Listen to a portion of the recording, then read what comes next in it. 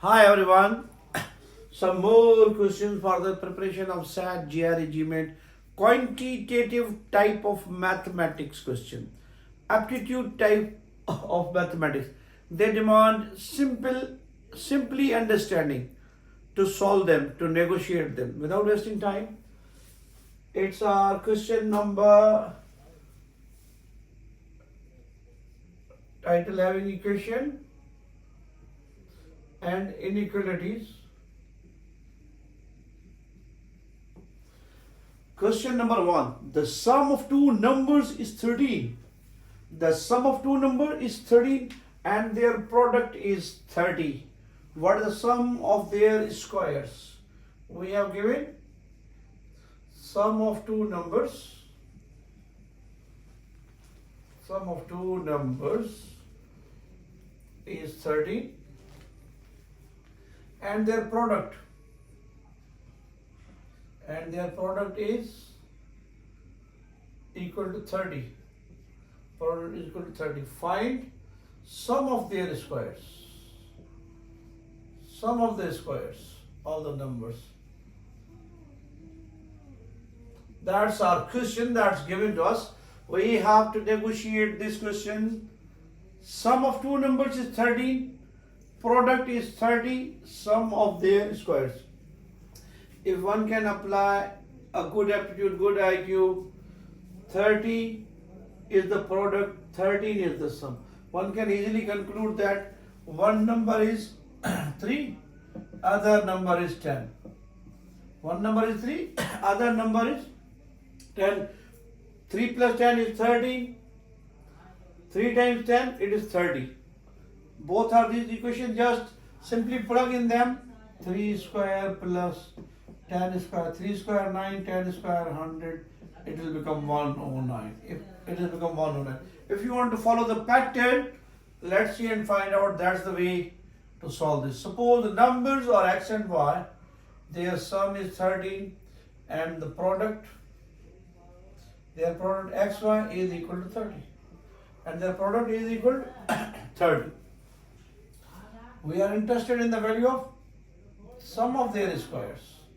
Sum of their squares we are interested in. Suppose the required numbers are x and y. Their sum is 13 and product is 30. And we are interested in the sum of their squares. Sum of their squares. Squaring this equation, we have squaring both sides to this equation. X plus y whole square is equal to 13 square. Open up. That's our x square plus 2 times xy plus y square. Square of 13 is 169. Look at this. This is x and y. X and y means product of the numbers. It is given to us 30. It is given to us 30. Plug in here. We have x square plus 2 times 30 plus y square is equal to 169. 2 times 30 is 60. 2 times 30 is 60. The rest remains same. Shift 60, subtracting 60 both sides, or take this 60 from left to right, it will become negative. So we have x square plus y square is equal to 169 minus 60. That is x square plus y square is equal to 109. 109 that we have already surmised, already guessed. We have done the values x and y, 3 and 10. The sum of their square is 109. 109. That is the orthodox method. That is the orthodox method. Suppose the numbers are x and y. Their sum is 13, while the product is 30. We are interested in the sum of the squares. Taking this equation and opening up, just ask yourself, x plus y, xy, and x square, y square. All these three things are together in this formula. That is x square, y square, 2xy. X square, y square, 2xy. Plugging in the values that we have given to us, it is xy. Product of two numbers is 30, xy is 30. And the solve, we have x square plus y square is equal to 109. So our option number D is the correct option. Moving towards next question, we have moving towards question number 107 in lump sum. If P plus Q is equal to 7 and the product of P and Q is 12. Then what is the value of 1 over P square plus 1 over Q square? We are interested in the sum of reciprocal of P square and Q square. Whenever we have given P plus Q is equal to 7, PQ is equal to 12. Let me write the data whatever we have given. The sum of P and Q is 7 while their product is 12. We are asked to find 1 over P square plus 1 over Q square. One can easily manage this as well. Sum of two numbers is 7 and their product is 12. Obviously, if we write 12 as 4 into 3, their product is 12, their sum is 7. So one number is 4, other number is 7. The direct guess. Suppose P is equal to 4 and Q is equal to 3. Plug in here 4 square, Q means 3 square. It will become 1 over 16 plus 1 over 9.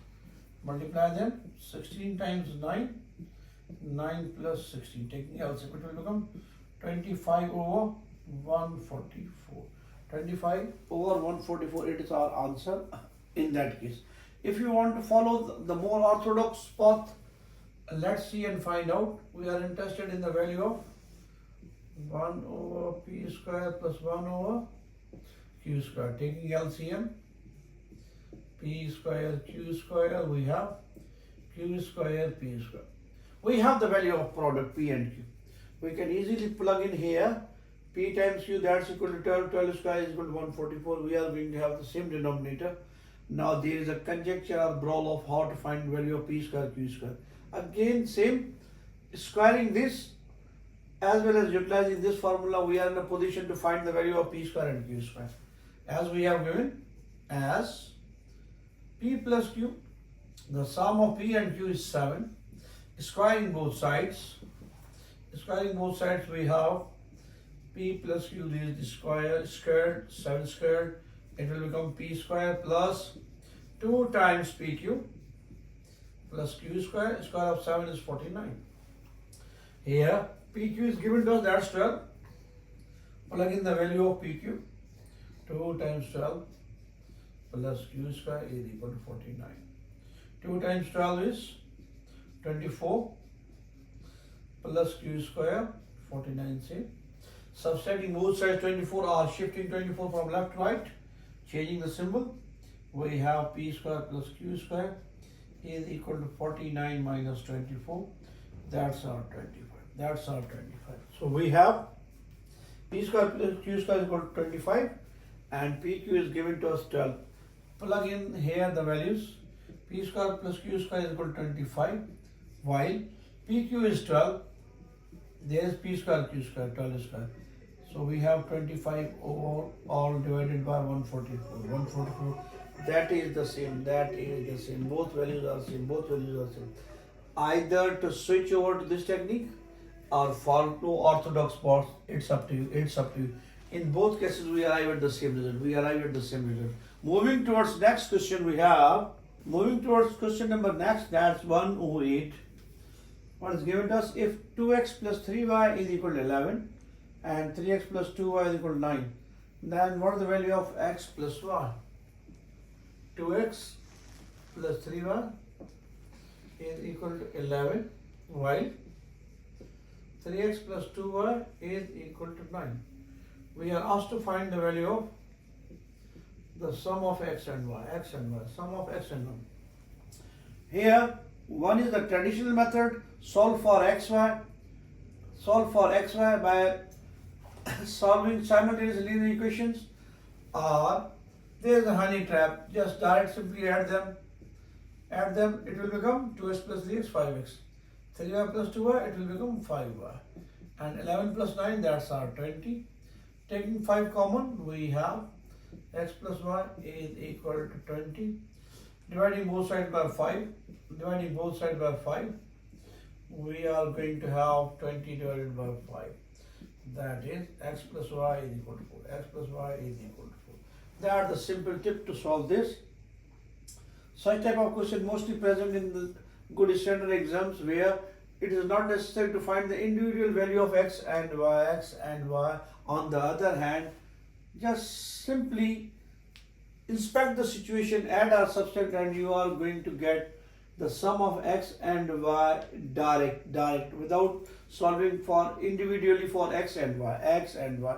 One can take that route as well to solve for x and y, but it is tedious, it is cumbersome, it's going to consume your time, while this one, inspection, first step in my opinion is make or break while solving MCQs, while solving mathematics. First step is make or break. Your first step must be relevant, like a sniper shot, rather than a wavered shot, rather than a blind arrow in the air. Moving towards next question, we have moving towards question number 109. 109, it reads as, if 2x is equal to 2y plus 1, then we have to decide either x is greater than y, x is less than y, x is equal to y. Collectively, all these three things are known as law of trichotomy property. Trichotomy property are x is equal to y plus 1 or y is equal to x plus 1 upon 2. We have to decide. Look here. 2 times x, here 2 times y. 2 times y. 2 times x is equal to 2 times y plus 1. Plus 1. 2 times x is equal to 2 times y plus 1. 2 times x is equal to 2 times y plus 1. Means simply we can conclude that x is greater than y from this. One can infer, one can deduce without plugging in any supposed values for x and y. We are in a position to conclude which one is greater or less. Look, 2 times x is equal to 2 times y plus 1. Plus 1. Something additional to be added into y. Something additional to be added into y to get to 2x. To get to 2x. That's why we are on the safe ground to conclude that x is greater than y. X is greater than y. Or one can write x is less than y. One can write y is less than x. Or one can write y is less than x. X is greater than y. Or one can write this same inequality other way around as y is less than x. Y is less than x. So our option number A is the correct option in that case. It's also safe to plug in some values here. Some values for x and y. You are going to arrive at the same result. X is greater than y because 2 times x is equal to 2 times y plus 1, plus 1, plus 1, plus 1. Something additional plus 1 to be added into y to get to 2x. That's why 2x are greater than 2y. Simply x is greater than y. Moving towards next question, we have moving towards question number 110. If 3x plus y is equal to x plus 2y, then what is the value of 2x minus y? If means the given part of the question, that is 3 times x plus y is equal to x plus 2y. Find the value of 2x minus y is equal to 0. Honey trap. If you are going to solve for x and y individually, it's going to consume you. Simply just calculate, shift x plus 2y here, 3x plus y, shift here, it will become negative x, negative 2y is equal to 0. 3x minus x, it will become 2x, positive y, negative 2y remains, minus 2y is equal to 0. That is the required equation. We are interested in the value of 2x minus y. 2x minus y is equal to 0. Simply we arrive at the result at the answer. It is the key. Such type of questions are present where a rationale is required, an acumen is required. If you are going to look what should be the value of x and y, then it is going to be like a deep ocean for you. It's almost impossible to dive in and comes up with a brilliant solution. On the other hand, simply manipulate this one. It is given to you. It is if part. Press it, think over it, and it is going to lead you here. Just simply plug in, shift x plus 2y from right to left, and we are in a position. We have same thing, that's 2x minus y. Ideally blended question. Shift this quantity here and you are going to have the value of 2x minus y, that's equal to 0. That's equal to 0. Moving towards next question we have. Moving towards next question, that's 111. A dangerous number according to Westerners. 111 is not a good number. They mostly avoid it. After 1110 they would have written 1112, 1113. I am following the routine. If y times z minus z times x is equal to 3 and z times x minus x times y is equal to 4, then we are asked to find the value of x times y minus y times z is equal to what? We are interested in that. We have given y times z minus z times x is equal to 3, equation 1. Second equation is z times x minus x times y is equal to 4. We are interested in xy minus yz. Xy minus yz. Look at this. We are interested in xy and yz only. Xy and yz. Xy and yz. Xy and yz. Just simply add. They are going to cancel. Negative zx, positive zx cancel. What remains? Y times z minus x times y. The sum of 3 and 4 is equal to 7. Look at the situation. We are interested in xy minus yz. We have yz minus xy. Taking minus common, we have xy terms to be positive, yz terms to be negative. After taking minus common, is equal to 7. Now multiplying minus both sides, multiplying by minus or minus 1, we are going to have xy minus yz is equal to minus 7. Xy minus yz is equal to 7. That's our simple result. There is no need to find individually the value of x, y and z. Inspect the situation. That's do given conditions. We are interested in this. We don't need xz.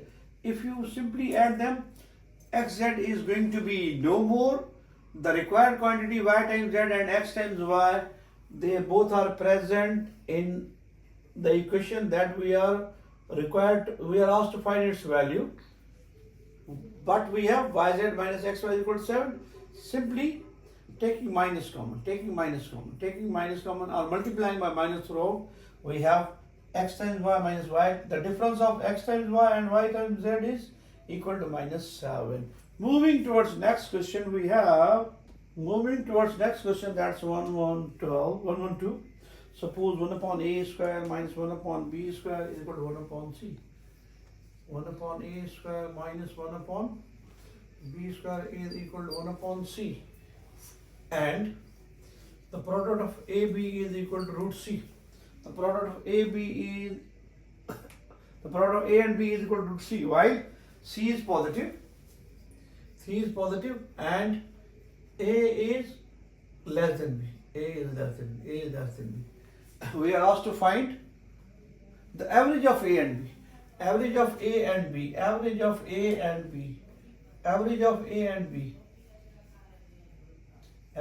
A means A plus B upon 2. We are interested in the value of A plus B over 2. We have given this situation. Proceed taking LCM. A square B square will become B square minus A square is equal to, in that case, 1 over C.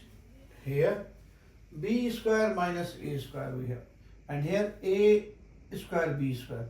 The value of AB is root C. The value of AB is root C. Plug in the value here. B square minus A square, we have AB is root C, here is the square, is equal to 1 upon C. We have B square minus A square is equal to C, 1 upon C. Multiplying by C, shifting C here, we have B square minus A square is equal to 1 upon C times C. Cancelled out, we have B square minus A square is equal to 1. We are asked to find the average of A and B. Factorize this quantity, B minus A times B plus A is equal to 1. Shift this quantity here. We have A plus B is equal to 1 over B minus A. We are asked to find the average of A and B. The average of A and B. Average is given by A plus B divided by 2. A plus B divided by 2. A plus B divided by 2. The value of A plus B is 1 over B minus A times 2, or times 2 multiply by 2. 1 upon 2 times B minus A. That is the required average of A and B. A and B. It's our answer. 1 upon 2 times B minus A. Simply take LCM, A square, B square minus A square. Plug in the value AB. A times B is equal to root C here. Root C square means only C. C cancelled out. We are in a position to factorize like difference of 2 squares. B minus A, B plus A is equal to 1. We are asked to find A plus B upon 2. A plus B upon 2. Shifting B minus A here, it will become 1 over B minus A. We are asked to find average. Average means A plus B over 2. A plus B over 2. Dividing both sides by 2, or plug in the value of A plus B in the formula of average. A plus B upon 2. We have 1 over 2 times B minus A. That's our final answer. Moving towards next question, we have question number 130. It reads as x plus 5 times the sum of the reciprocal of x and 5 is equal to 4. Find x. Find x. The product of x, the sum of x, the product of the sum of x and 5 times the sum of the reciprocals of x and 5 is equal to 4. Find x. Simply take LCM. In the second bracket, it will become 5 times x. 5 plus x is equal to 4. Simply from division to multiplication or multiply by 5x, or shift 5x from denominator to numerator from left to right, we have x plus 5 times 5 plus x is equal to 4 times 5 plus x. Multiplying, it will become 5x plus x square plus 25 plus 5x is equal to 20 times x. Mostly people would call it FOIL first and this one. Simply multiply x with 5, 5x. X with x, x square. 5 with 5, 25. 5 times x is 5x. It will become 4, 5, 20x. Writing in some order, x square, 5x plus 5x, both are positive, add them up, plus 25. Shift 20 here from right to left, it will become negative 20x is equal to 0 standard form. We have x square plus 10x minus 20x plus 10x minus 20x. It will become negative 10x plus 25 is equal to 0. It's up to you.